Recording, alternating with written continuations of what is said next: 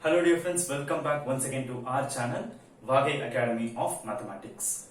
We were continuously seeing concepts and problems which were related to UGC NET exam paper 1, and as a continuation, here this session we are about to start a new topic which is coding and decoding. So this session we are going to see an introduction about this coding and decoding, and also few things which are to be revised in order to do problems from this coding and decoding. Let's go. If you come to ask in what way we'll be getting questions from coding and decoding, see, here are some samples. This is the way we'll be getting questions from coding and decoding. We'll see the questions here.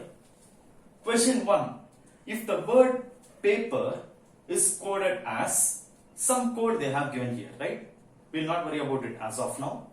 Then, how is the word world be coded? See, second question.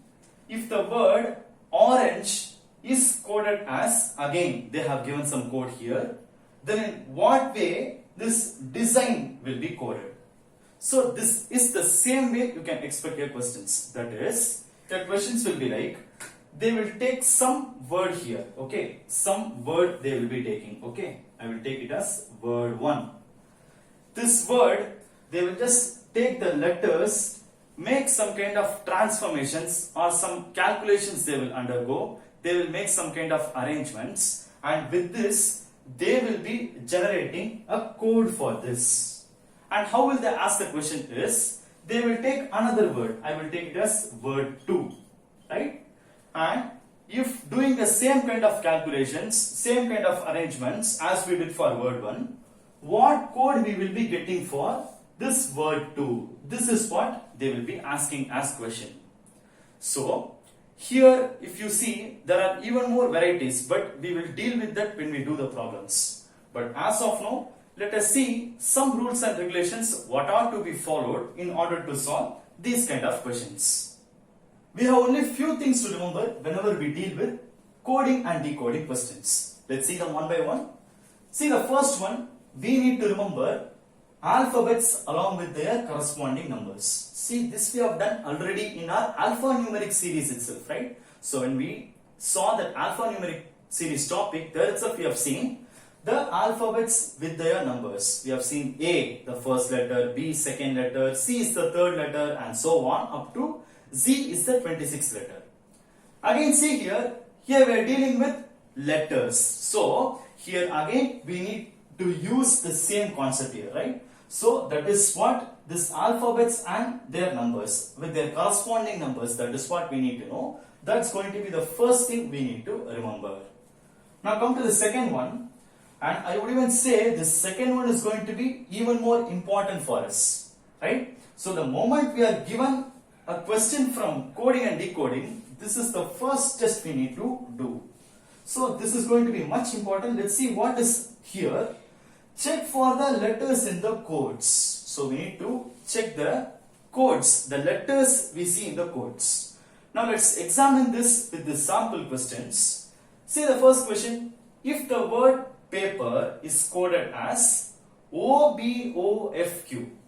Now if you see the letters they have used in the coded answer. If you see this, our original word is paper. See the letters there in the word paper and see the coded answer, these letters. So if you see, we have different set of letters, is it or not? So we have completely different letters used here when we see our original word paper. We have completely different set of letters. Now see the second sample here. Here, if the word orange is coded as RONAEG.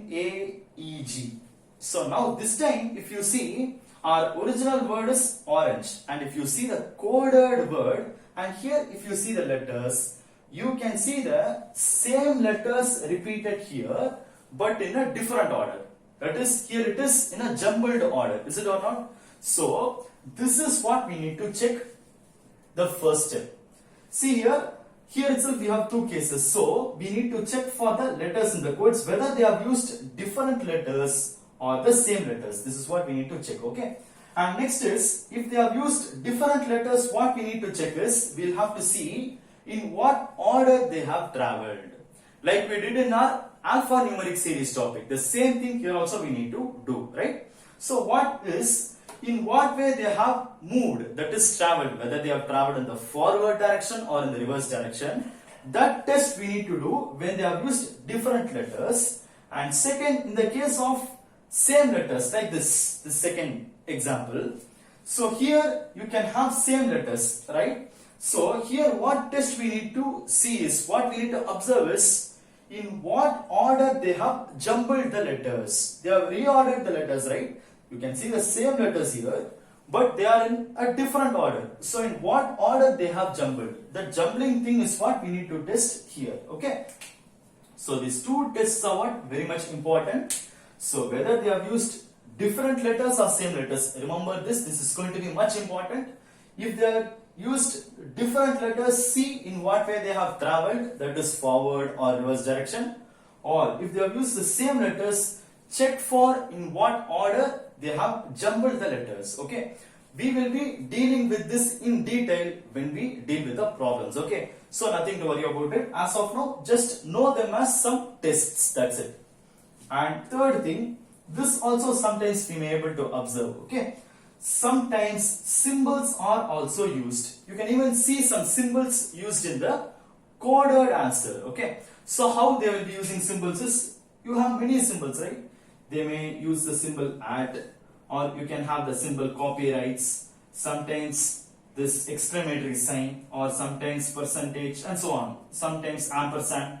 You may see these kind of symbols are also involved in the questions when they have this coded thing is done, okay? So when they are coding, you can even see this kind of strange symbols are used, but again we need not worry about it. There also we happen to get this pattern and then get the answer. So finally, these are all the things that we need to remember whenever we deal with coding and decoding questions. This is just an introduction session, so we are not solving any problems here. Soon, from our next session onwards, for the following few sessions, we will be taking different varieties of problems from coding and decoding, and there we will be solving. See you soon there. Thank you.